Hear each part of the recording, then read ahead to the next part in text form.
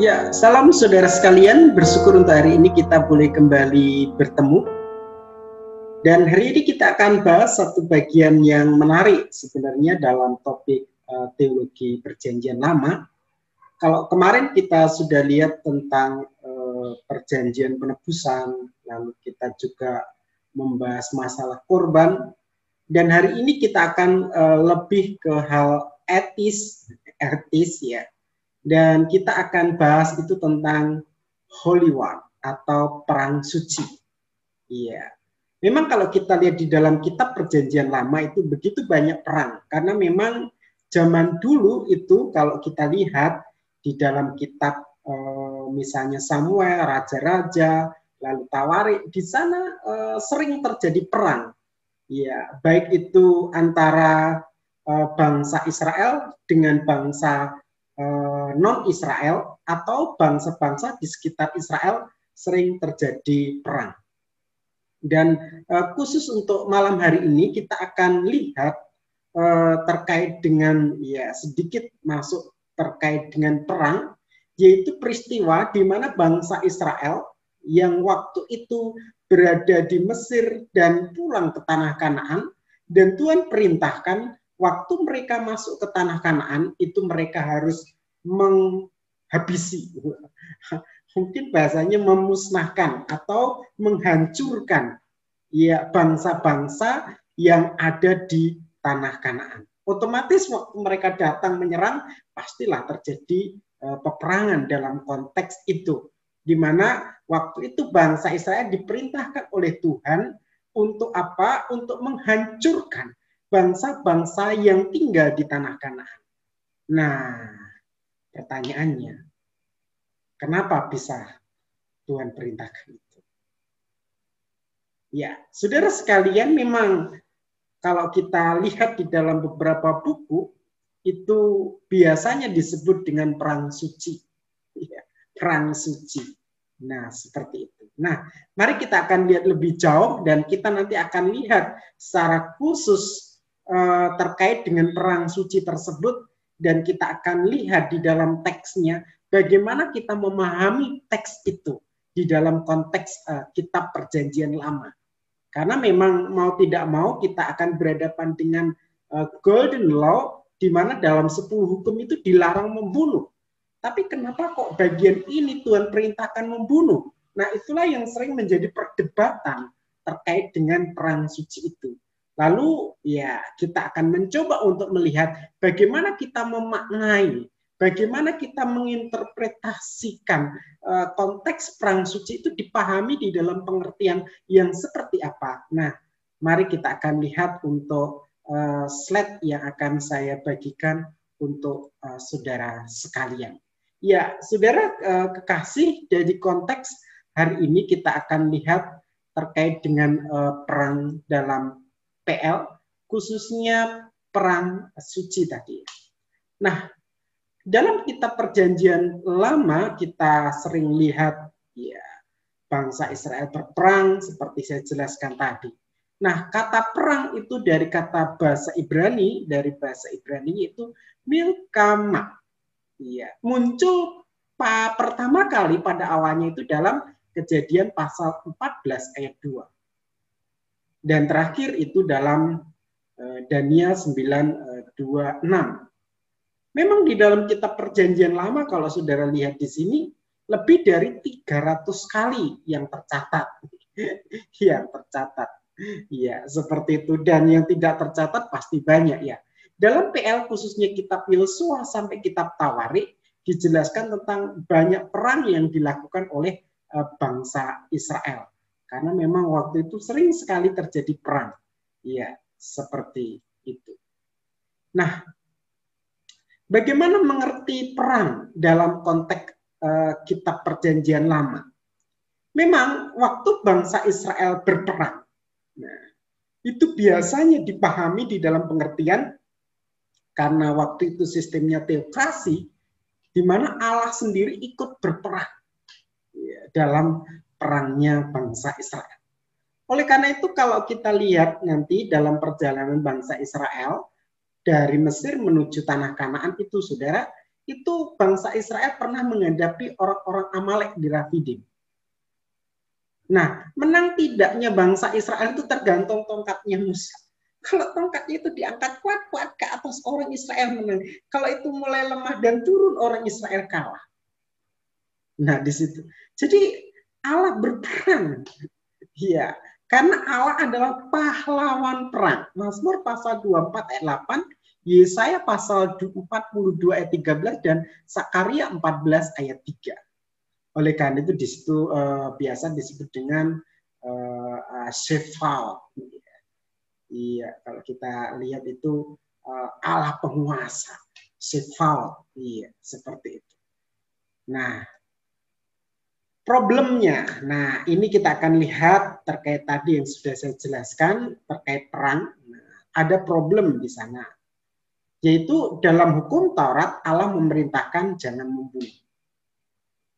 Tapi mengapa dalam konteks Holy War atau perang suci, Holy War, Allah memerintahkan supaya berperang?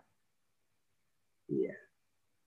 Dalam perang pastilah terjadi pembunuhan. Tak mungkin gak ada kayak gitu. Apakah itu tidak saling bertentangan? Satunya dilarang membunuh, satunya memerintahkan untuk perang. Nah, seperti itu. Nah, itu persoalan yang terjadi. Oleh karena itu beberapa ahli, ya kita akan lihat dulu dalam tokoh-tokoh ahli-ahli teologi, bagaimana memahami itu. Para ahli mencoba memberikan solusi terhadap persoalan yang ada di atas tadi. Satu sisi dilarang membunuh, satu sisi ya diperintahkan membunuh. Oleh karena itu para ahli memberikan solusi. Solusinya apa? Yang pertama, arti harfiah teks dihindari, historisitas kejadian ditolak, naratif perang dikategorikan bukan realitas sejarah. Perang hanya sebagai pengajaran tentang iman bagi orang Israel. Nah, ini solusi yang diberikan oleh para ahli. Jadi melihat bahwa perang itu ya arti harafiahnya dihindari, sejarahnya ditolak. Ya. Itu bukan realitas sejarah. Ya. Jadi itu dilihat sebagai apa? Pengajaran iman. Bagaimana Tuhan itu menolong Israel. Iya, di situ sisi-sisinya yang dilihat.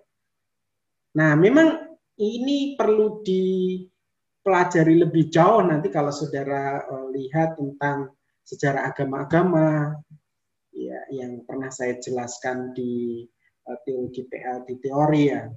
Bagaimana mereka melihat bahwa sejarah itu ya mereka tidak mengakui sejarah. Jadi kalau kita lihat di sini solusinya apa? Solusinya ya melihat bahwa kejadian perang itu memang tidak benar-benar terjadi. Ya.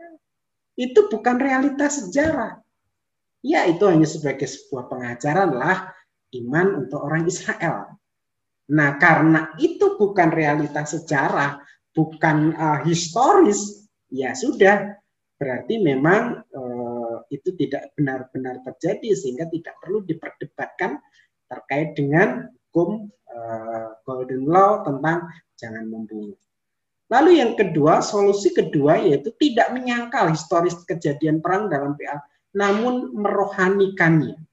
Kemenangan perang orang Israel dilihat sebagai kemenangan iman yang teguh atau kemenangan dalam perang rohani. Ya, satu sisi tidak menyangkal, tetapi ya melihat bahwa itu seperti perang rohani. Wah, begitu ya. Nah, seperti itu. Nah, mari kita akan lihat di dalam kenyataannya dalam kitab Perjanjian Lama. Dalam kitab Perjanjian Lama tidak semua perang dalam PL itu diperintahkan Tuhan. Nah, ini harus kita pahami. Tidak semua perang dalam PL diperintahkan Tuhan. Misalnya Gideon dalam Hakim-Hakim 8 dan Simpson dalam Hakim-Hakim 15 ayat 7 dan 8 bertindak kejam demi apa? Memuaskan dendam pribadi. Iya. Abimelek menghabisi begitu banyak orang demi ambisi kekuasaan. Hakim-Hakim 9. Yefta menghabisi kaum Efraim karena kebencian. Dan akhirnya secara kolektif orang Israel melakukan kekejaman perang sebagai solusi untuk problem atau masalah yang sebenarnya mereka buat sendiri. Ya, jadi dalam kenyataan ya begitu banyak perang itu tidak semua perang itu diperintahkan oleh Tuhan. Jadi ada perang-perang yang dilakukan karena alasan-alasan pribadi, karena dendam, karena ambisi, ya karena problem-problem yang mereka hadapi dalam hidup mereka, khususnya untuk para pemimpin atau para raja pada waktu itu. Nah, mari kita akan lihat lebih jauh bagaimana dengan perintah Tuhan supaya bangsa Israel menghancurkan suku-suku di Kanaan zaman Yosua atau yang biasa disebut dengan perang suci atau holy war atau religious war, perang suci. Bagaimana kita memaknai perang suci itu? Apakah itu bertentangan dengan dengan hukum Golden Law tentang jangan membunuh? Ya, mari kita akan lihat lebih jauh. Ya. Nah, di sini saya mencoba untuk melihat bagaimana kita memahami perang suci itu. Ya. Bagaimana kita memahami perang suci? Untuk bisa memahaminya, ada beberapa hal yang perlu diperhatikan. Yang pertama, mari kita lihat visi Allah terkait dengan kedamaian dunia. Ia akan menjadi hakim antara bangsa-bangsa dan akan menjadi wasit bagi banyak suku bangsa. Maka mereka akan menempa pedang-pedangnya menjadi mata bajak, bukan pajak, bajak, dan tombak-tombaknya menjadi pisau pemangkas. Bangsa tidak akan lagi mengangkat pedang terhadap bangsa dan mereka tidak akan lagi belajar perang. Yesaya pasal 24 dan Mika 4 ayat 3. Jadi pada intinya dalam konsep ini sebenarnya Allah rindu supaya ada kedamaian di tengah-tengah bangsa-bangsa. Allah rindu supaya ada kedamaian. Dan inilah yang Allah inginkan. Nah, apakah Allah suka perang dalam konteks? Ya, kalau kita lihat dalam visi Allah untuk kedamaian dunia jelas bahwa Allah merindukan adanya kedamaian di antara bangsa-bangsa. Ini yang pertama yang perlu kita pahami. Lalu yang kedua, terkait dengan perang suci itu yang kedua yang perlu dipahami yaitu pengudusan Israel atau pengudusan umat Israel. Nah, kalau kita lihat di dalam bagian ini, saudara sekalian, secara eksplisit Tuhan pernah mengarahkan umat Israel untuk berperang tanpa belas kasihan setelah tawaran damai ditolak. Ulangan pasal 20 ayat 10 sampai 18. Ya, perlu di sini dibedakan bangsa yang dekat dan jauh. Bangsa yang jauh ialah mereka yang setelah kalah seluruh penduduk laki-lakinya harus dibunuh dengan pedang. Yang lain ditawan. Dan harta benda dirampas. Ini ulangan 20 ulangan pasal 20 ayat 13 sampai 15. Bangsa yang dekat nah, di sini Het, Amori, Kanaan, Feris, Hewi, Yebus ialah mereka yang kota-kotanya akan diberikan kepada bangsa Israel sebagai miliknya. Mereka harus ditumpas dengan alasan ya. Ayat 16 sampai 18 jelas supaya praktek-praktek agama mereka tidak mempengaruhi orang Israel. Jadi berdasarkan ulangan pasal 20 ayat 10-18 dalam bagian ini, saya mengambil sebuah kesimpulan bahwa memang Allah mengizinkan dan Allah memerintahkan perang suci itu. Bagaimana Allah menginginkan supaya apa? Supaya orang-orang bangsa-bangsa yang dekat dalam konteks ayat 15-16 yaitu orang Het, Amori, Kanaan, Feris, Hewi, Yebus memang harus dibinasakan, ditumpas. Alasannya apa? Jelas supaya praktek-praktek agama mereka tidak mempengaruhi orang Jadi ini dalam konteks pengudusan umat Israel. Ini yang saya boleh dapatkan. Nah, saudara, nanti kita bisa berdebat dalam bagian ini ya. Tidak apa-apa, saudara nanti kasih ini ke saya. Tapi ini yang saya dapatkan berdasarkan Ulangan pasal 20 ayat 10 sampai 18. Mari kita lihat dalam bagian ini. Padahal praktek-praktek perang dalam PA tidak pernah berhenti pada dirinya sendiri. Selalu ada goal-goal soteriologis demi efek pengudusan dan keselamatan umat masa itu. Maka pembenaran perang dalam PA juga terbatas hanya berlaku untuk masa itu sebagai event-event konstitutif untuk proses kelahiran Israel sebagai bangsa. Ya, konstitutif, konstitusi, ya seperti itu.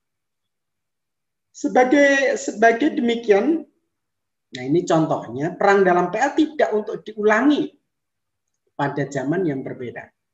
Ein Malik, karena sifat Ein Maliknya itu. Perang-perang yang sekalipun dibenarkan dalam PL tidak serta-merta menjadi pedoman moral preskriptif untuk masa dan kondisi sosial yang berbeda. Karena itu diperlukan interpretasi atas interpretasi lapis pertama, reinterpretasi agar yang diamalkan sekarang bukan lagi kehancuran dan kematian, melainkan kesejahteraan dan kehidupan. Jadi kalau saya lihat di dalam bagian ini memang perang suci itu perang khusus. Ya. Dan itu tidak bisa dijadikan pedoman untuk apa? Untuk kita atau bangsa Israel untuk melakukan perang lagi. Kalau Tuhan perintahkan perang berarti boleh dong berperang. Tidak demikian untuk memahami bahwa itu memang perang khusus. Oleh karena di sini ada goal-goal soteriologis. Demi apa? Pengudusan dan keselamatan bangsa pada waktu itu. Iya.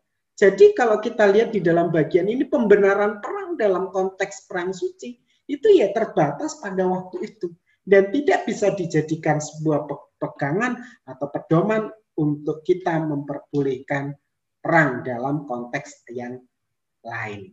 Nah, itu yang perlu dipahami. Ya. Yang ketiga.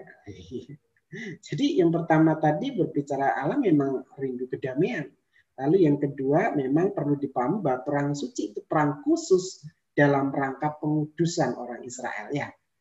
Lalu yang ketiga, perang suci itu wujud penghakiman Allah atas Kanaan. Nah ini khusus memang ya. Jadi perang suci itu wujud penghakiman Allah atas Kanaan. Dasarnya yaitu Kejadian, kalau tadi dasarnya Ulangan ya, Ulangan pasal 20 ayat 11-18. Kalau ini dasarnya adalah Kejadian pasal 15 ayat 7 sampai 16. Yaitu nubuat tentang Kanaan. Mari kita akan lihat lebih jauh. Jadi saudara sekalian, jauh sebelum umat Israel ada, sesungguhnya Allah telah berjanji akan membinasakan bangsa-bangsa Kanaan. Kepada Abraham, nenek moyang umat Israel, Allah telah berjanji akan membinasakan mereka. Siapa? Bangsa-bangsa Kanaan. Dalam Kejadian 15 ayat 7, ayat 15, wah ini kok bolak-balik ya. Allah berfirman kepada Abraham sebagai berikut. Ya, berdasarkan ayat-ayat itu ya. Keturunan Abraham umat Israel suatu saat nanti akan diperbudak di negeri asing. Selama berapa? 400 tahun. Negeri asing yang dimaksud adalah Mesir. Ketika itu Abraham sudah berada di Kanaan sebagai pendatang. Dalam hal itu, penggenapan janji itu dimulai sejak Yakub, cucu Abraham, dan semua keturunannya berjumlah berapa? 70 jiwa merantau ke Mesir akibat kelaparan selama 7 tahun di tanah Kanaan. Pada kalimat terakhir berbunyi, tetapi keturunan yang keempat akan kembali ke sini. Sebab sebelum itu kedurjanaan orang Amori belum genap. Nah, kalimat ini memberikan arti bahwa setelah 400 tahun diperbudak di Mesir, umat Israel akan kembali ke tanah Kanaan di bawah kepemimpinan seorang keturunan Abraham generasi keempat. Pemimpin tersebut adalah Musa yang membawa umat Israel keluar dari Mesir.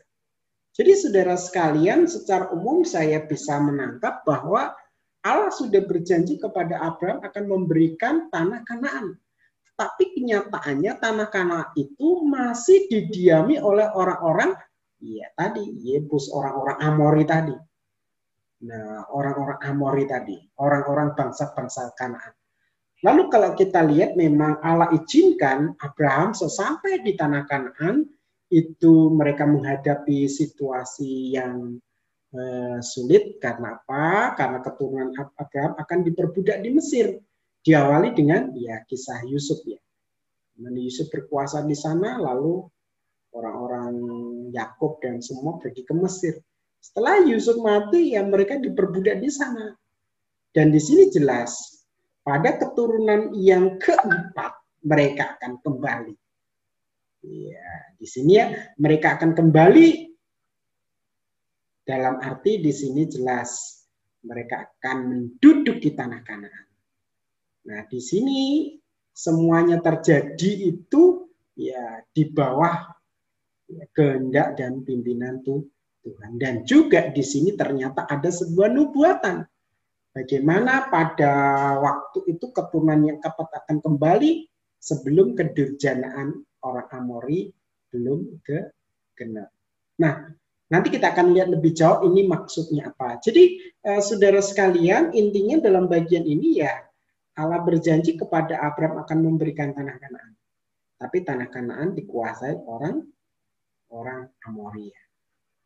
Lalu Tuhan mengizinkan terus sampai genap orang Amori ini, kejahatannya genap.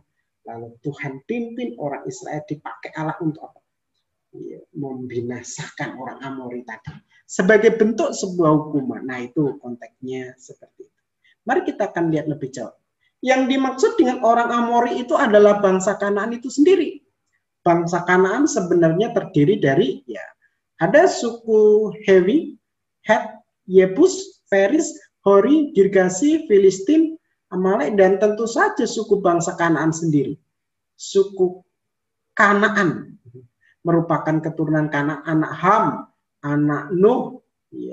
Berdasarkan pengamatan para arkeolog, tidak semua suku bangsa misalnya itu diyakini sebagai keturunan Sem yang jauh sebelum zaman Abraham bermigrasi di lembah Mesopotamia bawah. Singkatnya, entah berasal dari suku apapun mereka, pada akhirnya semua suku bangsa itu memiliki karakter yang sama. Dan karakter itu dimulai oleh suku bangsa Kanaan. Yang oleh Nuh sebelumnya secara profetik telah melihat kebejatan karakter mereka. Jadi mereka-mereka yang tinggal di sana itu memang hidup dalam ketidakbenaran. Karakter ini itu pada kenyataannya merasuk ke semua suku bangsa yang diam bersama mereka. Orang-orang Kanaan, dan dalam hal itu karena suku Amori yang paling banyak, paling berkuasa di antara mereka, Yosua 10:5, Allah menyebut keseluruhan bangsa itu sebagai orang Amori. Pertanyaannya, kedurjanaan apakah yang dimaksud Allah? Jadi kalau kita lihat memang siapa orang Kanaan, orang Amori itu? Ya mereka-mereka yang tinggal di sana. Ada kemungkinan itu pastilah keturunan Nuh dari sisi orang-orang Ham atau orang-orang Sem. Ya pastilah keturunan Nuh kan habis Nuh, habis semua tinggal Nuh kan waktu itu. Iya. Lalu pertanyaannya kedurjanaan seperti apa? Nah, mari kita lihat. Yang paling menarik perhatian adalah pernyataan Allah yang menghubungkan antara kepulangan umat itu dan kedurjanaan orang Amori yang belum genap. Untuk mengetahui maksudnya, perilaku bangsa Kanaan terlebih dahulu akan diungkapkan. Alkitab melaporkan dosa-dosa orang Kanaan begitu banyak, namun secara kategori semua dosa mereka dapat dikelompokkan dalam dua golongan. Yang pertama itu Keluaran 23, 24, Imamat 8 ini adalah penyembahan berhala dan percabulan. Yang kedua, golongan ini selain berkaitan dengan kedua golongan ini saling berkaitan antara berhala dan percabulan. Sangat sering percabulan yang begitu dahsyat dilakukan secara massal yaitu sebagai upacara keagamaan untuk memohon turunnya hujan kepada dewa. Pelacur bakti dan semburit bakti adalah dua contoh percabulan yang juga merupakan bagian dari ibadah mereka. Ya. Penemuan lempengan-lempengan tanah liat bertuliskan cuneiform di Ugarit kuno, Ras Samra, pada tahun 1929 menunjukkan kebejatan moral bangsa Kanaan. Berdasarkan penemuan itu, seorang ahli arkeolog bernama W.F. Albright menyimpulkan bahwa ibadah bangsa Kanaan sangat berpusat pada tindakan-tindakan seksual. Nah, di sini ada pelacuran bakti dan semburit bakti. Itu biasanya dulu itu ada kuil-kuil di mana menyediakan dilayani oleh perempuan-perempuan ya dalam jumlah yang banyak, dan orang yang datang bisa melakukan asusila di sana. Ya, inilah boleh dibilang kedurjanaan orang Amori. Bagaimana mereka hidup dalam penyembahan berhala dan dalam percabulan. Kembali ke ayat Alkitab yang telah dibahas, Tuhan mengatakan bahwa sebelum zaman Musa, kedurjanaan orang Amori belum genap. Belum genap itu belum mencapai titik puncak klimaks. Dengan demikian di mata Allah, kejahatan bangsa Kanaan sedang menapak bergerak menuju titik tertinggi. Jadi kalau sudah mencapai titik itu, bangsa tidak mungkin lagi mengalami pertobatan. Kejahatan mereka menghalangi mereka untuk bertobat. Dalam hal itu titik jenuh tersebut dipenuhi pada zaman Musa. Jadi kalau kita lihat memang dalam konteks ini orang Israel kembali ke tanah Kanaan itu ya tepat dalam perencanaan Allah pada saat kedurjanaan orang Amori sudah genap. Kedurjanaan apa ya? Kehidupan kebejatan mereka dalam penyembahan berhala dan dalam dosa percabulan tadi, di mana memang Tuhan sepertinya mengizinkan mereka hidup, dan Tuhan sepertinya ya berharap ada pertobatan, tapi kayaknya tidak mungkin ada pertobatan lagi. Dan disinilah akhirnya pada masa itu, pada waktu yang sudah ditentukan, orang Israel pulang, dipakai Allah untuk apa? Melakukan penghukuman kepada orang-orang Amori tadi. Jika demikian berarti bahwa dosa-dosa bangsa Amori atau Kanaan sudah sangat berat di hadapan Tuhan. Bangsa yang tidak hidup bertobat tentu tidak ada gunanya hidup. Bagi mereka hidup mati sama, tapi ya mereka akan menghadapi hukuman. Jika mereka dibiarkan hidup, mereka akan menjadi alat efektif untuk si jahat, ya, merusak umat Israel, yaitu umat Allah yang sedang dipersiapkan untuk menghadirkan juru selamat dunia. Walaupun begitu, Allah tetap menunjukkan kesabarannya yang sangat luar biasa. Ia masih menunggu selama kurang lebih berapa? 600 tahun sejak zaman Abraham hingga zaman Musa. Kalau ada di antara mereka yang bertobat, itulah sebabnya tanah itu belum diberikan kepada Abraham, Ishak, dan Yakub. Ternyata memang ada yang bertobat. Paling tidak ada Rahab. Ya, kita lihat itu Rahab si pelacur ya. Dan akhirnya diselamatkan karena pertobatannya. Secara yuridis teologis hanya ada dua oknum yang sah mencabut nyawa manusia. Pertama Tuhan, ya, kedua adalah negara sebagai kepanjangan tangan Tuhan. Dalam hal ini pembinasaan bangsa-bangsa Kanaan dilakukan oleh Allah dengan menggunakan umat Israel sebagai alatnya. Umat Israel bertindak sebagai sebuah negara kepanjang tanganan Allah. Dalam kasus ini negara Israel bertindak sebagai hamba Allah untuk membinasakan bangsa-bangsa Kanaan karena umat Israel telah dipilih Allah menjadi umatnya atas dasar janji kepada Abraham. Peperangan antara umat Israel dan bangsa-bangsa Kanaan disebut apa? Perang Kudus Yahweh. Maksudnya perang itu sendiri sesungguhnya adalah perang Allah.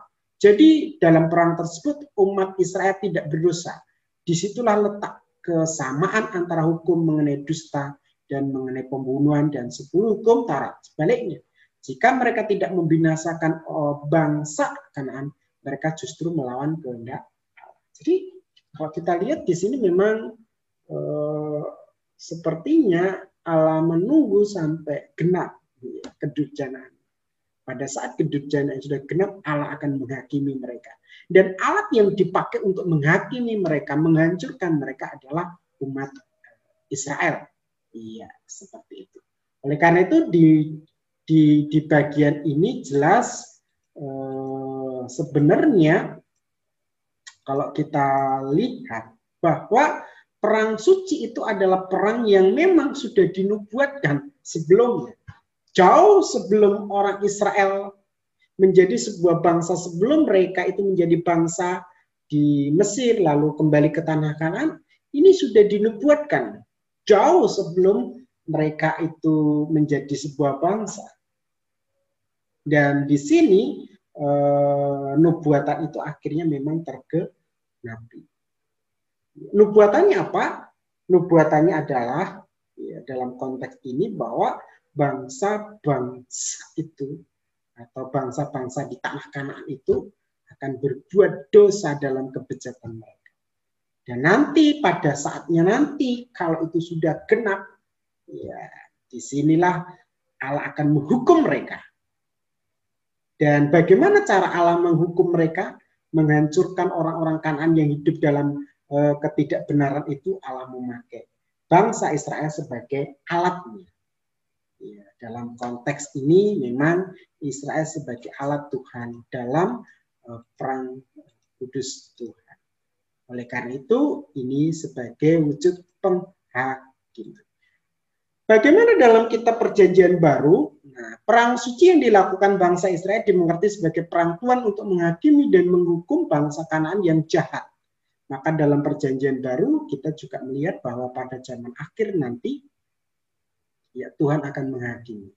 Siapa yang dihakimi ya akan menghakimi dan menghukum orang-orang berdosa.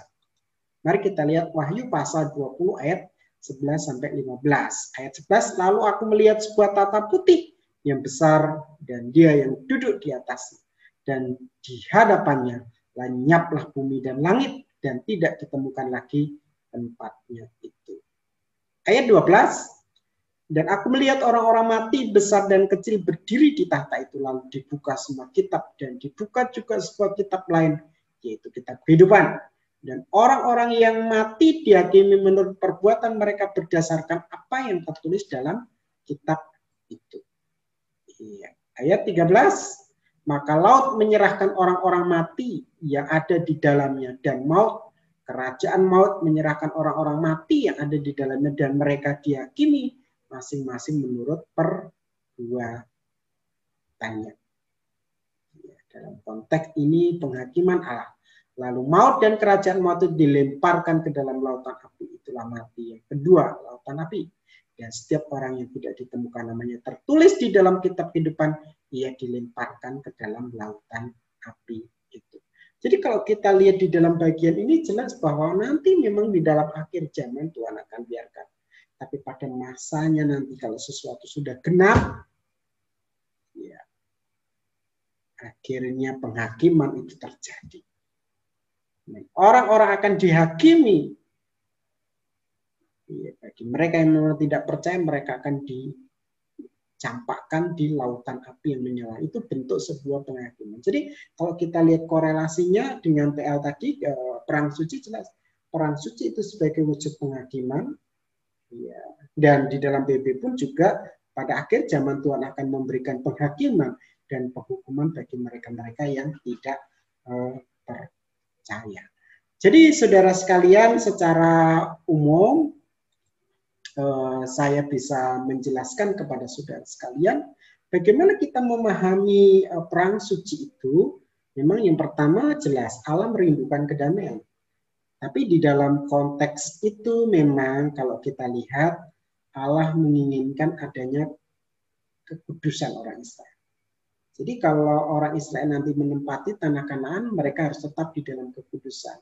Dan di dalam bagian ini memang Tuhan menginginkan supaya apa orang Israel tidak terpengaruh oleh bangsa-bangsa itu sekitarnya ya. Lalu yang ketiga memang Allah menginginkan adanya itu tadi nubuat tentang penghakiman. Dan Allah pakai orang Israel sebagai alat untuk menghakimi dan menghukum orang-orang Kanaan. Jadi di dalam pengertian itulah. Oleh karena itu, karena ini perang khusus, ya tidak bisa dijadikan sebuah pedoman untuk ya kita melakukan perang. Jadi itu perang khusus dalam waktu itu, dan itu tidak bisa dijadikan sebuah pedoman umum untuk perang selanjutnya, kan begitu. Ya, saya rasa itu yang bisa saya jelaskan. Jadi nanti kalau saudara masih belum jelas atau mungkin saudara merasa bahwa penjelasan saya kurang ini, saudara bisa tanya ke saya ya.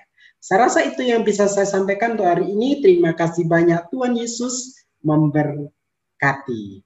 Amin.